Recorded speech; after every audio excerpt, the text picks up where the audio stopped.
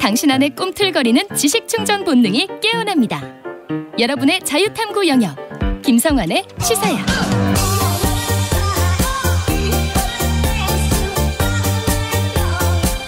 한 주간 있었던 이슈 가운데 우리가 조금 더 깊이 들여다볼 정치권 움직임 분석해보는 시간입니다. 뉴스 외전, 늘 이 시간 꽉 채워주시는 패널 두 분 나와 계십니다. 이종근 시사평론가 나와 계십니다. 안녕하세요. 네, 안녕하십니까. 이종근입니다. 꽉 채우긴 했죠. 양쪽 다 우리 소장이나 저랑 몸무게 합치면 어마어마할 것 같습니다. 아니 배종찬 소장 일당백이신데. 네, 안녕하십니까. 배종찬입니다. 이게 몸무게가 또 강조되는 시사야네요. 네. 야, 오늘 낮에 강조하시지 않으세요? 아닙니다. 무게 있게 오늘도. 알겠습니다. 이종근 평론가와 함께 잘 토론하겠습니다. 저도 겉에서는 안 보이지만 사실 속살이 굉장히 많습니다. 보입니다. 네, 보이시죠? 뭐 속살 얘기까지 나왔는데요. 오늘 아주 솔직한 토크 부탁드립니다. 예. 일본의 후쿠시마 원전 오염수 방류 오늘로 이틀째를 맞고 있는데요. 정치권 공방 계속 더 거세지고 있는 상황인 것 같아요. 국민의힘은 수협 중앙위를 찾아서 우리 수산물 지키기 현장 간담회를 열었고요. 민주당을 향해서 여전히 괴담이다 이런 얘기들을 좀 하고 있는 상황이고요. 민주당은 오염수 방류를 우리 정부가 사실 묵인 방조한 거 아니냐 이렇게 주장하면서 촛불 집회, 거리 행진에 이어서 주말 광화문 쪽이죠. 범국민 대회까지 지금 예고를 한 상황이기도 합니다. 이 여야의 움직임 어떻게 평가하시는지 일단 먼저 짧게 들어보고 자세한 얘기로 들어가 보죠. 저는 도무지 납득이 안 됩니다. 왜냐하면은 일본이 행하고 있는 이슈 때문에 우리가 왜 이렇게 여야가 나누어져서 서로 충돌을 해야 되죠? 저는 이게 납득이 안 가는 겁니다. 왜냐하면 그러네요. 아니 일본이 뭔가 지금 오염수를 방류하고 있는 거라면 그 부분에 대해서 우리는 머리를 맞대야 되는 거죠. 왜냐하면 이게 외부 변수에 대해서 어떻게 우리가 대응해야 될지에 대해서 한 목소리를 내야 되는 것도 분명히 있습니다. 네. 그래서 저는 물론 이제 야당도 장애 집회를 한다고 해서 능사는 아니고 또 문제가 해결되는 건 아닙니다만 이럴 때일수록 저는 더 적극적으로 윤석열 대통령도 또 여당이지 않습니까? 네. 좀 협의하자. 서로 일치 안 하는 것도 분명히 많은 건 알겠지만 일본에 뭘 더 요구해야 될지 그리고 이걸 어떻게 우리가 대응해야 될지 그렇게 또 설명하고 또 기시다 총리를 만났더니 그쪽은 어떤 태도더라라는 것을 또 야당과 협의하고 근데 지금 이재명 대표는 일절 만날 생각이 없는 것이고 그럼 저는 그렇다 하더라도 그러니까 차포 뗄 것 다 뗄 건 떼자. 그러면 정 안 된다면 그러면 그래도 실무적인 현안을 가지고서 또 다 국회 다수당 아니겠습니까? 네. 그러면 국회 다수당과 또 정부와 여당이 이렇게 머리를 좀 맞대고 그럼 일본에 우리가 어떤 점을 더 강조하고 어떤 점은 더 적극적으로 대응을 해야 될지 좀 이런 부분들을 정부 여당에서 적극적으로 좀 이야기 나누자라고 해야 되는 건 아닌가라는 생각이 듭니다. 네. 저는 뉴스와 외전의 이 시사야의 뉴스와 외전이 지금 다른 어떤 프로그램은 다른 이야기를 해야 되겠다라고 마음 먹고 오거든요. 네. 그러니까 단순하게 야당이 오라 여당이 오라 이건 사실 일주일 동안 내내 사실 패널들이 하는 얘기일 수밖에 없어요. 한다면 저는 좀 다른 시각으로 어떻게 바라보느냐. 소장님 말씀처럼 이렇게 머리를 맞댄다. 아주 좋은 말씀이시고요. 거꾸로 이렇게 얘기하고 싶어요. 국민의힘이 지금 수협 중앙회를 찾아가고 지금 민주당이 국민들을 만나잖아요. 거꾸로 해야 된다. 지금 민주당이 찾아가야 할 곳은 수협 중앙회다. 그리고 국민의힘이 찾아가야 될 곳은 국민들이다. 이유는 이렇습니다. 자. 지금 민주당이 주장하는 게 우리나라가 가장 큰 피해가 있다. 지금 당장 큰일 났다. 이건 아니죠. 정확하게 얘기하면 지금 당장 큰일 날 곳은 캐나다예요. 왜냐하면 후쿠오카와 후쿠시마는 달라요. 후쿠오카에서 만약에 방류를 했다 그러면 대한해협을 통해서 우리나라 옵니다. 직방적으로 와요.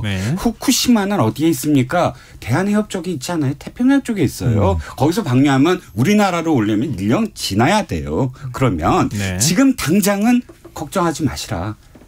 지금 어업에 종사하시는 분들이나 이분들이 지금 당장 피해를 입는 건 안 되잖아요. 그럼 민주당이 그걸 진짜 원할 거예요? 지금 당장 피해가 없어요. 그건 민주당도 알아요. 그러니까 민주당이 지금 안식시키려면 어업 관계자들 만나서 맞다. 당신들 말이 맞다. 당장 지금 피해는 없다. 그거를 다독여야 돼요.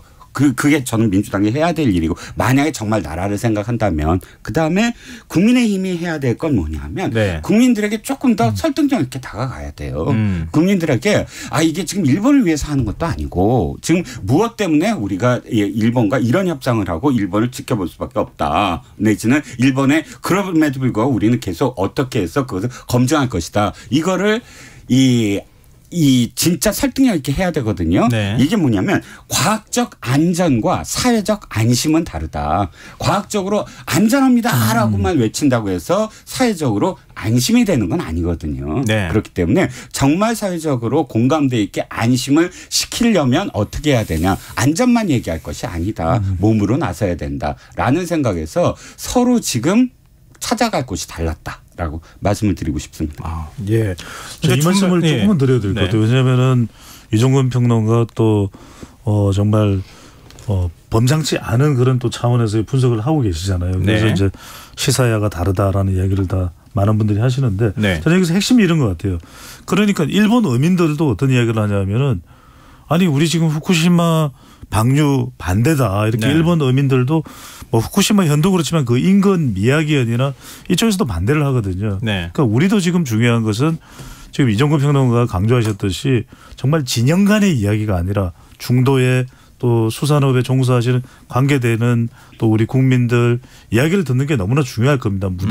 무당청의 이야기. 그런데 지금 일본 어민들도 어떤 이야기를 하냐면 심지어는 일본 어민들은 일본 정부가 지원 안 해주면 우리 가만히 안 있을 거다 이런 이야기를 하거든요. 네. 그러니까 이 평론가님 말씀에 사실은 답이 들어가 있고 핵심이 들어가 있습니다. 그러니까 해류상으로 보면은 당장 우리한테 오는 건 아니지만 바로 우리 이웃에 있는 나라이기 때문에 방류 소식이 전해지고 나서 오늘 9시 KBS 뉴스로도 보도가 됐습니다. 일본 현지와 관련된 동향도 있었고 우리 지금 경남 창원의 또 마산의 어시장이 경남 최대의 수산시장이거든요.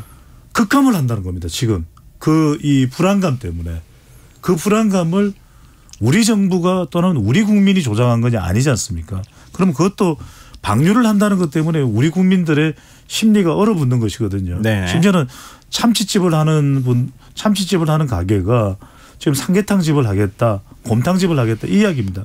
그러면 이 배상은 우리 정부가 해줘야 되는 겁니까? 아니면 일본에서 해줘야 되는 겁니까? 저는 이 부분도 네. 상당히 우리가 감안을 해야 되는 부분인 거죠. 저도 한 말씀은 더. 네네. 지금 우리나라가 일본이 어떻게 생각하고 있다. 일본 어민들이 이런 뉴스를 많이 합니다. 네. 저도 그래서 일본이 진짜 어떻게 생각하는지에 대해서 일본 특파원들하고 취재를 해봤고 또 네. 일본 현지에 가 있는 우리나라 공공기관의 장들하고도 계속 연락을 하면서 실제로 그들이 무슨 생각을 갖고 있나 그들의 보도를 좀 자료를 찾아봤습니다. 네. 제가 찾아본 건 후쿠시마 민보 등 그러니까 후쿠시마 지역 언론들이에요. 지역 네네. 언론들이 네. 이렇게 중앙 언론이 아니고 아사히 뭐 이게 아니라 실제로 후쿠시마를 대변하는 어떤 지역 언론들을 쭉 찾아서 이들이 원하는 게 뭐냐. 또 전어련이라고 표현하죠. 일본의 어민들 그 단체하고 그 데이터에 보면 뭐냐면 두 가지를 요구를 해요. 후쿠시마의 야마치조부터 해갖고 세 마을에 거기에 있는 어민들이 얘기하는 건 두 가지입니다. 버리지 말라가 아니라 지원을 얘기하잖아요. 뭐 어떤 지원을 요구하냐면 정부의 풍평 피해에 대한 보상을 요구를 해요. 풍평 피해가 뭐냐면 우리나라로 번역을 하면 괴담이거든요. 괴담으로 인해서 우리의 그 후쿠시마의 수산물이라든지 여기에 피해를 입는다. 여기에 네네. 대한 어떤 정확한 정부가 안심시켜달라. 외국도 안심시켜달라 하는 네. 거고 두 번째는 우리가 왜 일부 민주당이 주장하는 게 뭐냐면 묻어라. 우리가 돈 대줄 수도 있다. 이렇게 얘기하잖아요. 후쿠시마 현지 어민들이 가장 반대하는 게 묻는다고요? 말도 안 됩니다. 차라리 방류를 하세요. 라고. 이게 지금 전 데이터 있습니다. 어디에서 네네. 어떻게 됐는지 또 네. 일본 기자협회보에서 기자수첩처럼 취재 현장을 나간 그 기자협회 기자, 그러니까 후쿠시마의 지역 언론 기자가 한 기자 그 수첩에서 지금 발췌한 거예요. 그 언론들 어민들 만나서 네. 이들이 얘기하는 건 부흥이에요. 부흥. 후쿠시마의 부흥. 다시 돌아오는 후쿠시마. 그런데 묻게 되면 이거는 그대로 안고 있는 거다. 후쿠시마가 없어지는 것도 아니고 땅에 그 수많은 예를 들어서 그 이 뭐 방사능 물질이라고 이야기하는 그런 것들이 후쿠시마에 있으면 후쿠시마가 다시 살아나겠느냐? 그건 반대한다라는 겁니다. 그러니까 아니 그게 제가 지금 뭐 소장님 말씀 반대를 한다는 것이 아니라 좀 더 정확하게 후쿠시마 뭐 사람들이 무조건 반대한다. 이거보다는 진짜 후쿠시마 사람들이 뭘 생각하는지를 우리 또 현지의 그런 언론이나 현지 어민들의 목소리를 들어야 되지 않느냐는 거죠. 우리의 시각으로 보는 게 아니고. 변준수 소장 혹시 의견 있으십니까? 네, 전 짧게 말씀드리면 네. 그러니까 일본의 후쿠시마 현에 살고 있는 사람들은 그 어민들도 살고 있는 사람들이니까 이 오염된 그 물이 이제 후쿠시마 땅속에 버려지는 것을 반대하겠죠. 하지만 그걸 우리가 계속 강조하는 건 겁니다. 왜냐하면 이게 과학적으로 어떻게 될지 다 알 수가 없는 것이거든요. 네네. 그런 부분에 있어서 방류하는 것이 어떤 식으로든 피해가 있을 수도 있다면 그 부분에 대한 건 우려스럽다는 것이고 또 하나는 결국 지금 우리 수산물 소비가 급감하는 이유는 우리 내부에서 야기된 문제가 아니잖아요. 여하튼 일본이 오염수를 방류한다는 것 때문에 야기된 문제니까 과거에 우리가 이런 사례가 있습니다. 독일에서도 엄청난 이 재원을 확보해서 2차 대전 때 피해를 입었던 유럽민들에게 유럽 국민들에게 할 수 있는 한 무한정의 배상을 해주겠다 그 이야기를 해요. 그렇게 해서라도 어떻게든 보상을 하려고 하는 그 적극성이 독일에 대한 이 적개심을 누그러뜨릴 수 있는 또 계기가 됐던 것이거든요. 그렇다면 우리가 상식적으로 볼 때 일본의 오염수 방류로 인해서 입는 우리 지금 현재 수산업자들의 피해라면 지극히 상식적으로 일본이 피해를 보상하는 것이 맞는 것 아니냐라는 말씀을 드리는 거죠. 네. 아까 이제 방안 중에 이건 이제 사실관계에 관한 문제이기 때문에 일단 민주당이 땅에 묻어라라는 주장만 한 거는 아닌 거잖아요. 지금 뭐 기체로 증발시키는 거라든가 5가지 방법이 있는데 왜 가장 싼 오염수를 바다로 방류하는 방법만 선택해야 되느냐. 다른 방법도 있지 않느냐. 이런 얘기를 했다는 점은 일단 사실관계 측면에서 얘기를 하고요.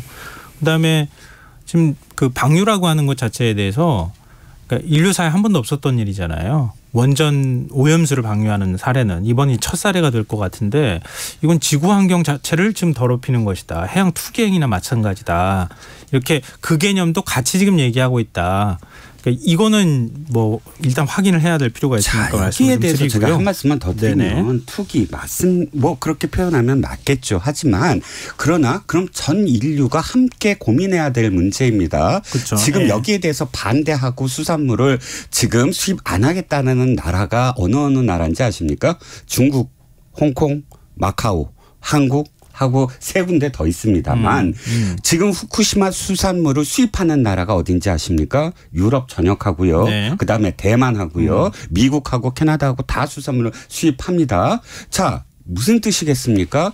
자, 미국이 가장 자신의 그 국민들에 대한 안전을 최우선으로 생각하면서 뭘 실시했냐면 2011년도에 사실 2011년도에 이 후쿠시마 원전, 도쿄 원전이 지금 폭파가 됐습니다. 그때는 이렇게 알프스도 없었고요. 또 걸러지지 않은 물들이 쏟아져 나왔습니다. 당시에 미국이 굉장히 그때 두려웠어요. 그래서 그 당시에 여러 가지 어떤 그런 이 실험을 했습니다. 그 태평양에 50개 지점에서 실험을 했어요.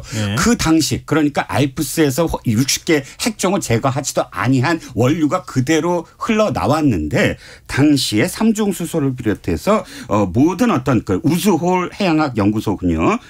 보니까 식수 가이드라인에 0.001배 더 낫더라라는 결과가 그때 이미 나왔다는 겁니다. 지금 FDA 식품안전청에서 IAEA가 지금 결과를 발표한 것은 대단히 과학적인 연구적 결과다라고 이야기하고요. 미국과 캐나다는 그대로 받아들입니다. 태평양 연안국의 16개 국가가 물론 그 전에 반대를 했던 그런 이 도서국들이 있는데 다 인정합니다. 그런데 물론 뭐 가깝다고 그래서 지리상으로 뭐 이게 투기다라고 해서 이야기하고 있지만 그러나 전 인류가 걱정해야 되는데 왜 캐나다와 미국과 유럽과 그다음에 대만은 걱정을 하지 않죠? 우리는 왜 걱정을 해야 되죠? 바로 저는 여기에 반일 감정과 반미 감정이 있다는 겁니다. 반미 감정은 지난번 광우병 사태 때 광우병 사태가 6개월 동안이나 전 우리나라를 완전 국정 운영을 마비시켰었거든요. 네. 거기에 근저에 깔린 건 반미 감정이고요. 네. 이번에 후쿠시마와 관련된 건 민주당이 네. 어찌됐든 이것을 어떻게든 반일 감정으로 이끌어내려는 어떤 의도가 있지 아니하면 예. 조금 더 침착하자 우리가라는 게 제 주장입니다.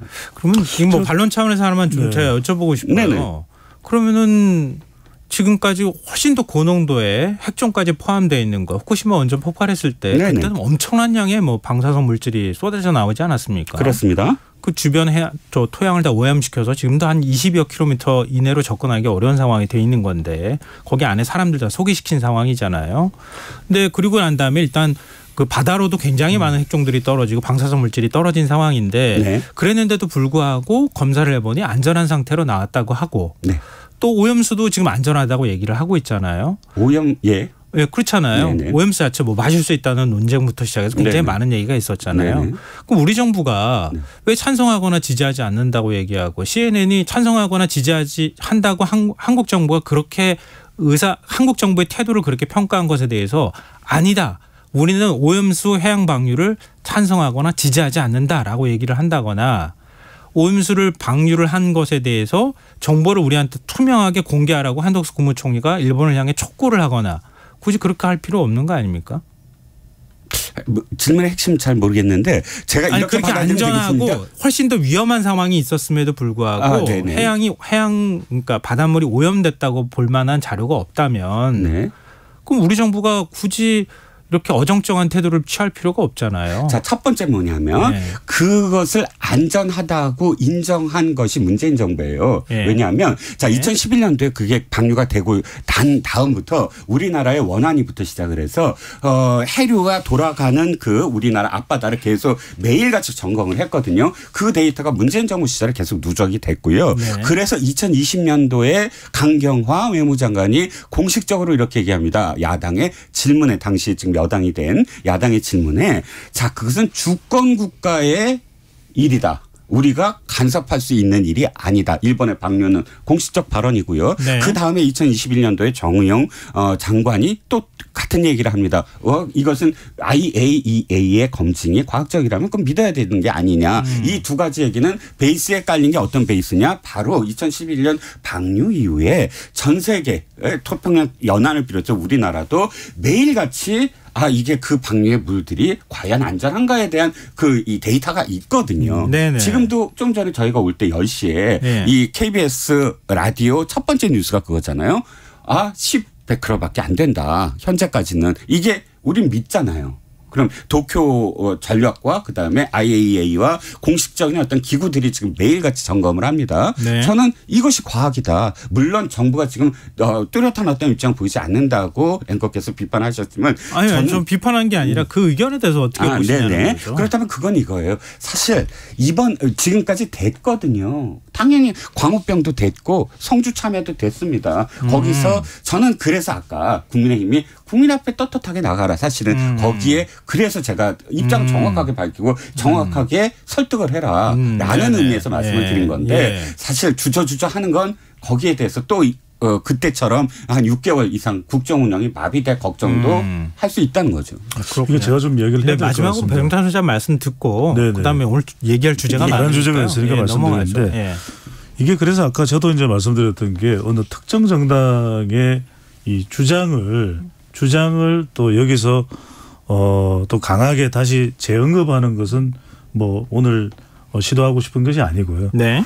문재인 정부에 대해서 문재인 정부 때는 마치 괜찮다고 이야기했는데 지금 와서 왜 이제 야당에 대해서는 반발하냐는데 이건 저도 한마디만 하고 제 그렇지 않을게요. 왜냐하면 그때는 여러 가지 조건을 붙여서 이런 것들이 정말 된다면 받아들일 수도 있다라는 차원에서 그 당시에 이야기했던 것을 저도 확인을 하고요. 왜냐하면 이건 뭐 문재인 정부에 대해서 제가 보호를 하거나 감사할 이유도 없는 것이고 근데 중요한 것은 지금 윤석열 정부가 어떻게 대응하느냐가 핵심이지 않겠습니까? 네. 지나간 건 지나간 거. 그럼 첫 번째로는 저는 유럽하고 또 미국이나 우리의 이 수산물 소비의 또 태도나 또 형태나 또 양은 상당한 차이가 있습니다. 우리는 굉장히 이 저녁에 회식을 할 때도 회식을 줄곧 그 횟집에 가서 회식을 많이 하는 그런 우리 문화를 가지고 있는 것이고 네. 두 번째로는 이제 아까 이제 2011년에 이 도쿄전력의 후쿠시마 원전이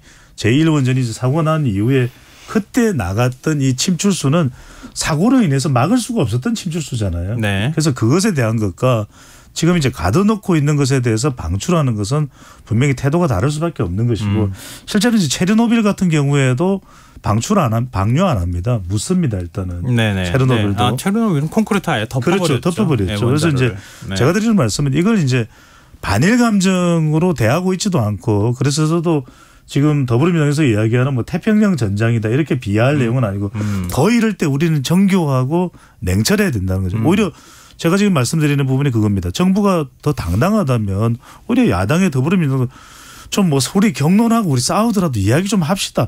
우리 머리 맞대요. 이렇게 해야 된다는 게 제가 강조하는 부분입니다. 이걸 네. 따로 국밥으로 갈 내용은 아니라는 거죠. 이종근 평론가께서 한마디라도 더 아니에요? 알겠습니다. 소장님 마지막 말씀에 또 공감해요. 예. 공감하는 부분이 있습니다. 네, 알겠습니다. 이 주제는 여기서 마무리하죠. 이거 뭐 얘기를 해도 계속 끝도 없는 논쟁이 될 것 같고요. 예. 그 구체적인 사례 하나하나씩 들어가기 시작하면 오늘 1시간 다 써도 모자랄 것 같아요. 지금 여러분께서는 KBS 라디오 김성환의 시사를 듣고 계십니다. 뉴스의 외전 배종찬 인사이드 K 연구소장 이종근 시사평론가 두 분 패널과 함께하고 있습니다. 이제 민주당 얘기 좀 해보죠. 이것도 참 정치권을 뜨겁게 달구고 있는 이슈 중에 하나인데요. 8월 임시국회가 종료가 됐어요. 이게 국민의힘은 계속 하자 이렇게 얘기를 이전에는 사실은 안 해도 되는데 라고 얘기했는데 계속 하자고 얘기를 하고 민주당에서는 계속 하자고 얘기하다가 이번에 임시국회를 조기 종료해버렸단 말이에요. 네. 이재명 대표 체포 동의안 문제 때문 아니냐 구속영장 청구 문제 때문에 민주당은 오히려 검찰을 좀 압박하는 차원에 있는 것 같고요. 국민의힘에서는 오히려 지금 검찰이 정기국회 시작되고 난 다음에 회기 중에 지금 구속영장을 청구할 가능성이 높은 상황인데 민주당의 이런 태도는 임시국회를 조기 종료하는 것은 이재명 대표를 또 보호하기 위한 꼼수 아니냐 뭐 이렇게 또 비판하고 있습니다. 이런 모습 어떻게 평가하시는지 좀 말씀 주시죠. 우선 제가 먼저 말씀드리면 이러면 더불어민주당도 국민들로부터 점수를 얻을 수 없다고 봅니다. 네. 왜냐하면 결과적으로는 검찰 소환은 계속될 거고 또 수사는 지속될 것이고 이재명 대표가 한 번의 소환 조사를 넘었다고 해서 또 그것이 일단락되는 게 아니거든요. 네. 다음 주에도 예정돼 있죠. 저는 이재명 대표가 법원에 가서 구속영장 실질 심사를 저는 받는 게 맞다고 봅니다.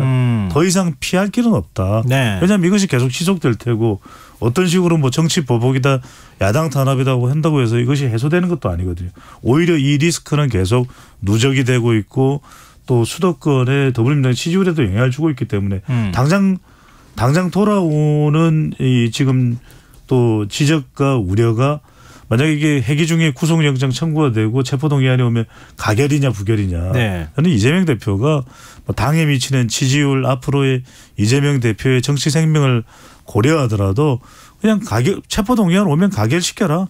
나는 어쨌거나 저쨌거나 법원에 가서 구속영장 실질심사를 받겠다라고 가는 것이 맞다고 봅니다.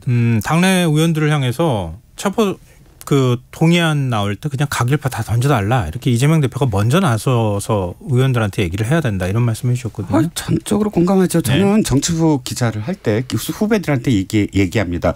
정치부 기사는 무조건 말에서 시작해서 말로 끝난다. 왜? 정치인들의 말이 그만큼 중요하기 때문이다. 그러면 정치인들의 말에 일관성이 있어야 되거든요. 네. 그 일관성 있는 정치인들의 말 속에서 이 사람의 정치 철학을 읽어내는 거거든요. 근데 이재명 대표의 말들 속에서 우리가 일관성을 찾을 수 있느냐 그리고 정치 철학을 알아낼 수 있느냐 이것이 바로 이번 사태에서 드러났다는 거예요. 자, 이재명 대표가 이 발언에서 되게 놀랐습니다. 교섭단체 대표연설에서 자기 입으로 그렇게 얘기했어요. 불체포 특권을 내려놓겠습니다. 자, 이거 뜻을 그대로 해석해 볼게요. 네네. 뭐냐면 회기 중에 체포영장이 오면 그것을 그대로 받아들이겠다라는 뜻이에요. 왜냐하면 불체포 특권은 뭐죠? 헌법 44조 1항에 의하면 회기 중에 이 지금 구속영장을 청구하면 본회의에서 네네. 네. 투표로 통해서 결정을 해야 된다. 그대로 체포 구금해서는 안 된다는 거예요. 회기 중이에요. 그런데 민주당이 하는 행위가 뭐냐면 비회기 중에 하세요라고 얘기해요. 그건 뭐냐면 지금 불체포 특권을 내려놓는 거랑 무관한 얘기예요. 자, 비회기라는 건 뭐죠? 비회기 중에 하는 건 당대표도 아니고 국회의원도 아니고 일반인이에요. 특권이 없어요. 특권을 못하는 특권이라는 게 존재하지 않는 게 네. 비회기 중에 국회의원이에요. 네. 그런데 민주당이 하는 것과 이재명 대표가 주장하는 건 비회기 중에 해. 그게 검찰이 해야 될 일이야. 이렇게 얘기해요. 그럼 왜 불체포 특권을 왜 내려놓는다고 얘기해요. 불체포 특권을 내려놓는다는 건 헌법에 나왔듯이 떳떳하게 내가 회기 중에라도 오면 내가 가결시켜달라 해서 가겠다라는 뜻이에요. 네네. 그러니까 말이 네. 앞뒤가 안 맞는다라는 겁니다. 좀 더 매섭게 비판을 해 주셨지만 하여튼 요지는 뭐 회기 중이라도 구속영장 청구가 되면 그냥 먼저 나가라. 그리고 표결이 불가피하게 있어야 한다면 의원들한테 찬성표 던져달라고 이재명 대표가 먼저 얘기하라. 두 분이 이렇게 말씀해 주셨는데요. 또 일각에서 반대편에서 보는 시각에서는 이런 것도 있어요. 그러니까 검찰이 그동안에 계속 한 2년 가까이 수사를 해오고 있는 상황인데 이재명 대표한테 소환 통보하겠다고 검찰이 언론에 먼저 얘기를 했던 거잖아요. 이재명 대표가 내가 소환 100번이라도 받겠다고 했으니 내일이라도 나가겠습니다. 이렇게 얘기하니까 우린 나오라고 한 적이 없어. 그러면서 얘기한 게 일주일 뒤에 나와. 이렇게 얘기를 하는 거예요. 30일 날 나오라고. 근데 지금 준비도 안 하고 소환 통보를 한다고 언론에다 얘기한다는 것도 조금 넌센스인 것 같고 제1야당 당대표가 소환조사 받겠다고 통보한다고 얘기해서 받겠다고 나가겠다고 하는데 굳이 조금 있다가 나오라고 하는 거는 좀 모욕주기에 가까운 거 아니냐는 지적에 대해서 어떻게 보세요? 팩트체크가 팩트체크부터 할게요. 그건 잘못된 게 뭐냐면 자, 소환 통보를 언론에다 흘리고 난 다음에 한 게 아니고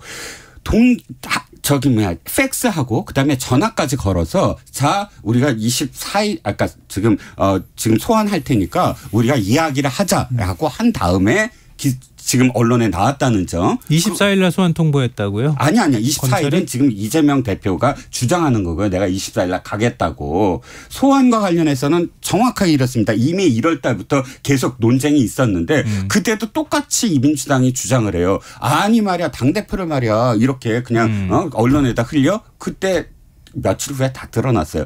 팩스도 보냈고 그다음에 전화로도 했고 해서 우리가 협의를 하자. 날짜를 조율을 하자라고 얘기했고요. 네네. 두 번째 지금 이 세상에 어떤 사람이 검찰이 피의자한테 전화를 하는데 내가 언제 나갈게 기다려. 내가 내일 나갈게. 이런 수 있는 사람이 어디 있습니까? 그건 뭐죠? 특권이에요. 그리고 두 번째 검찰은 지금 야당 대표잖아요. 부르고 또 부르고 할 수 있어요? 지금 5번째잖아요. 아니죠. 그거는 다른 건이죠. 부르고 또 부른다는 게 뭐냐면 건이 다른 건데 지금 뭘 하고 있죠? 사법 방해와 관련돼서 수사를 하고 있고 사법 방해까지 포함해서 질문을 해야 돼요. 이건 검찰의 어떤 수사의 과정이잖아요. 근데 당장 내일 갈게 하는 거는 송영길 전 대표랑 똑같은 거죠. 그냥 여론전을 하는 것이지 이게 진짜 네네. 무슨 검찰에 내가 내 마음대로 내일 갈 건데 왜 준비를 안 해놨어. 이게 말이 되는 얘기입니까? 그리고 쌍방울 대납 의혹만 하나 더 말씀드리면 이거 2년 수사한 거 아니에요. 저 쌍방울 김성태 회장이 언제 돌아왔어요? 2년 전에 돌아왔습니까? 아니거든요. 네네. 자, 2년이라는 건 완전히 또 막 혼재돼요. 대장동 수사는 2년 전부터 했어요. 네네. 문재인 정부 시절부터. 네. 하지만 문재인 정부가 어떻게 했죠? 대장동과 관련해서는 전부 다 유동규가 했다라고 수사를 종료한 걸 다시 수사를 했잖아요. 자, 이런 걸 다 들여다보면 모두 다 뭉뚱그려서 다 도매금에 프레임을 건다는 거예요. 다시 말씀드리면 쌍방울 수사의 가장 큰 핵심이 김성태의 증언이에요. 김성태가 증언을 하기 시작한 게 언제부터냐는 거죠. 진술 바꾼 건 7월 달부터예요.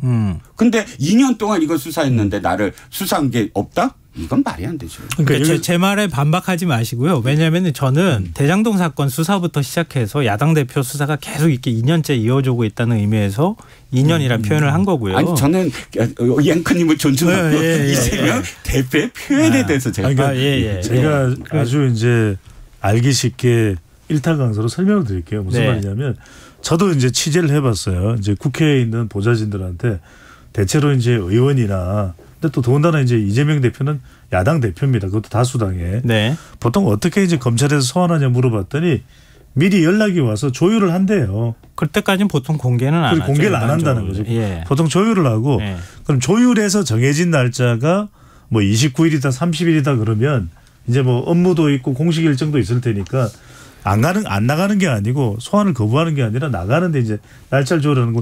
그때 이제 그 조율된 날짜를 발표한다는 거죠. 그런데 이제 조율되지가 않았는데 발표를 해버리니까 이게 너무 심한 거 아니냐.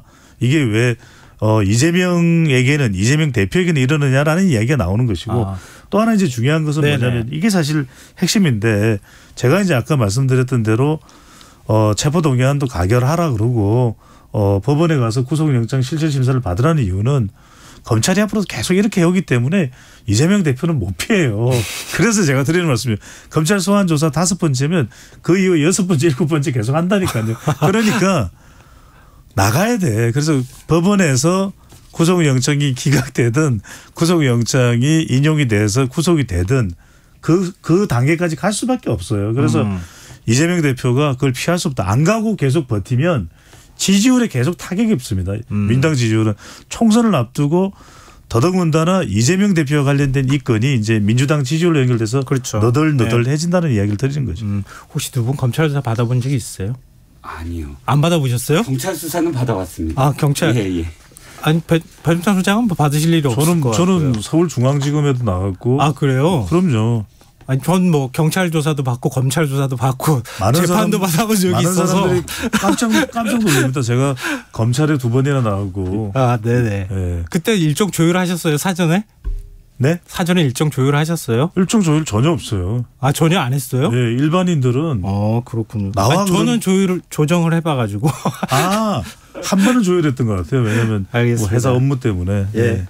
이 얘기 여기서 마무리하고요. 오늘 또 당장 그 이동관 방송통신위원장 임명이 이제 됐다고 하는 소식이 전해졌어요. 윤석열 대통령이 임명 제가 했고요. 뭐 같이 이제 그 임명장 수여할 때 장면까지 지금 나오고 있는 상황인데요.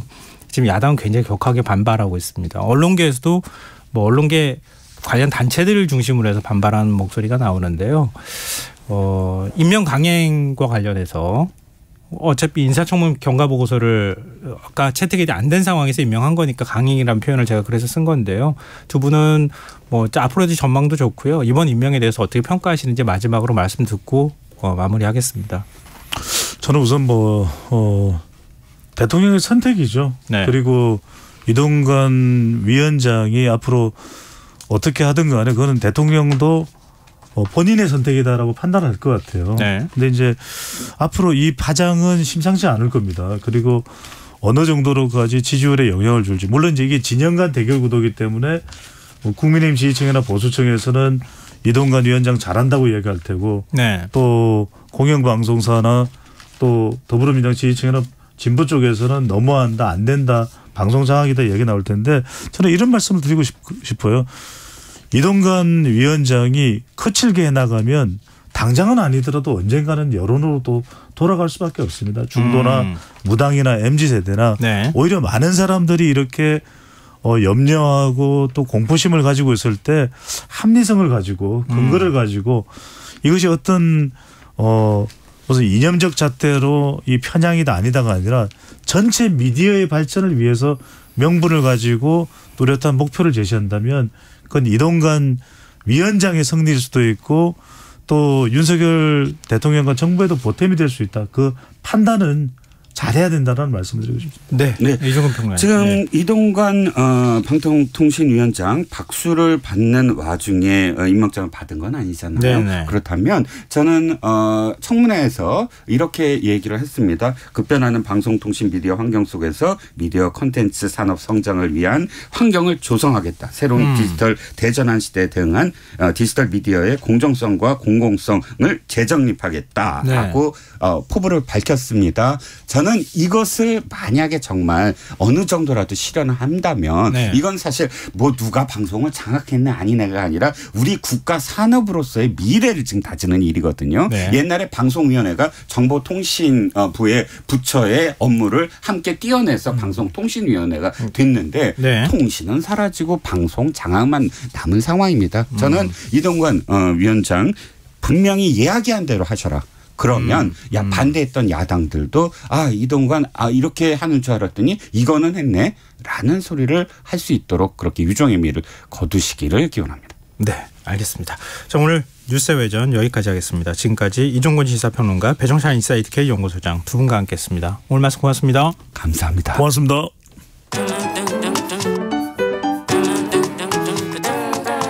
일일 시사권장량 채워가세요.